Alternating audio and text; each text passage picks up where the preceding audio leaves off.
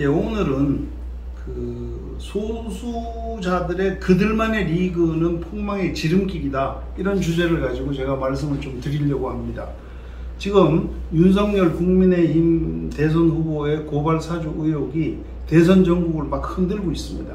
윤 후보가 검찰총장에 재직하던 작년 4월 3일 그리고 8일 검찰의 한 관계자가 유시민, 최강욱 등 그 당시 여권의 아주 유력한 인사들을 고발하게 하는 고발장을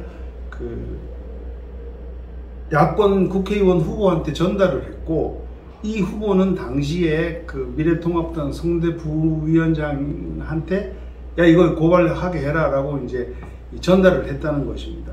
여기에 등장하는 검찰의 한 관계자는 지금 현재 확인이 되지는 않았지만 당시 대검 수사정보기획관이었던 손준성 검사로 추정이 되고, 야권 국회의원 후보는 미래통합당 그 당시에 송파갑 후보였던 김웅 후보, 지금은 국회의원이 됐죠. 그리고 미래통합당 선대부위원장은 본인이 제보자라고 직접 밝힌 조성은 씨입니다.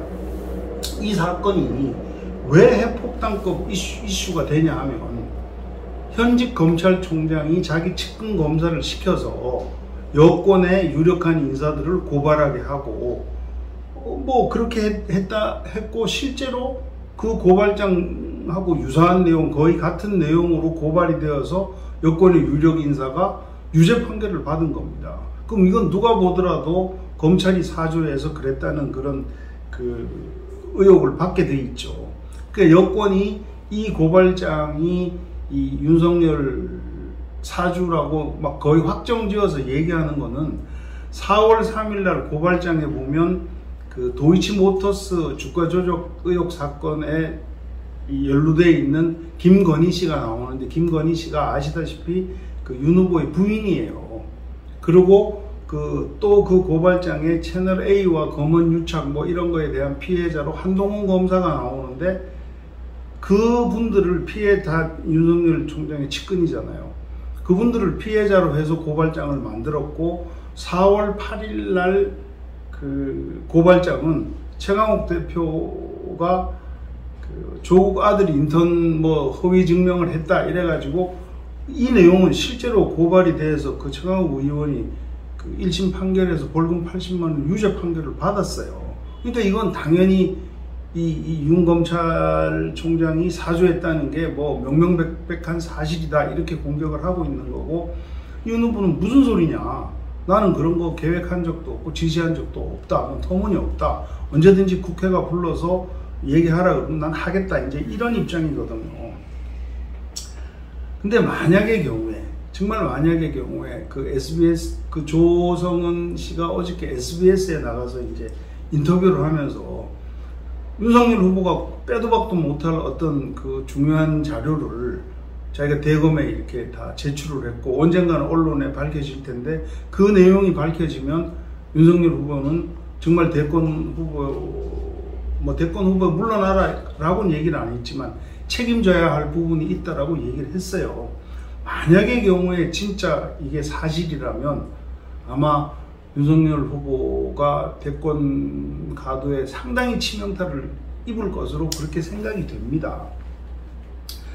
근데 이제 이런 상황인데, 또 하나의 변수가 뭐냐면, 조성은 씨가 뉴스버스라는 데에 이제 7월 며칠 날 제보를 하고 9월 2일 날 보도가 되기 전인 8월 11일인가 국정원장을 만났다는 거예요. 박지원 국정원장을. 국정원장을 어떻게 만난 보통 사람이. 근데 어쨌든 굉장한 친밀한 관계여서 만났다고 그걸 버젓이 자기 SNS에 올렸어요. 사진까지.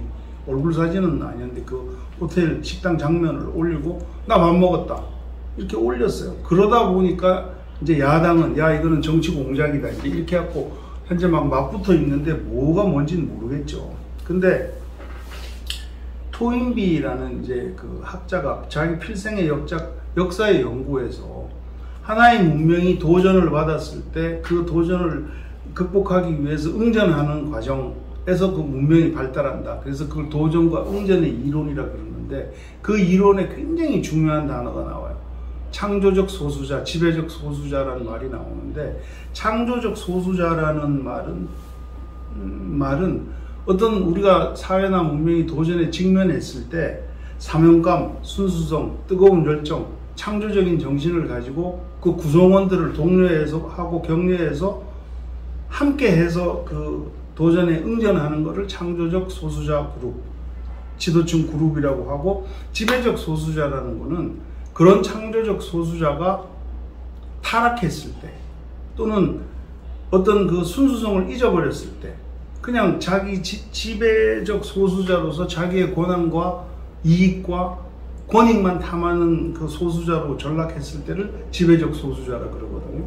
근데 이번 사건을 보면서 진짜로 뭐 사주 의혹을 했는지 안 했는지, 뭐 국정원에서 공작 정치를 했는지 안 했는지, 그건 어떻게 압니까? 그 당사자만이 알 텐데, 그런 걸 떠나가지고 제가 뭘 느꼈냐면, 우리 사회에 만연해 있는 지배적 소수자의 그들만의 리그, 이너서클, 끼리끼리 문화, 이런 거는 바로 그 조직을 폭망하게 하는 지름길이라는 생각을 많이 하게 됐습니다.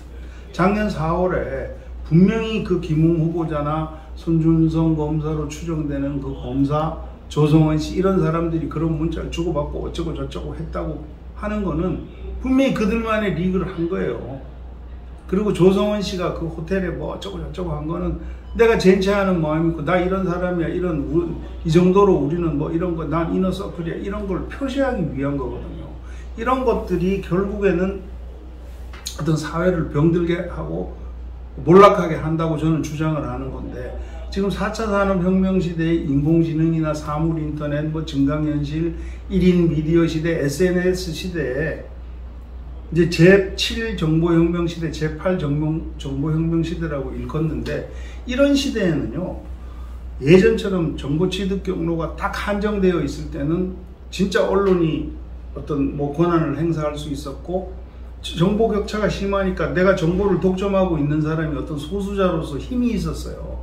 근데 지금은 세상 모든 일이 거의 오픈되어 있잖아요. 어제 네가 한 일을 오늘 내가 다 아는데 다 오픈되어 있는 세상이거든요.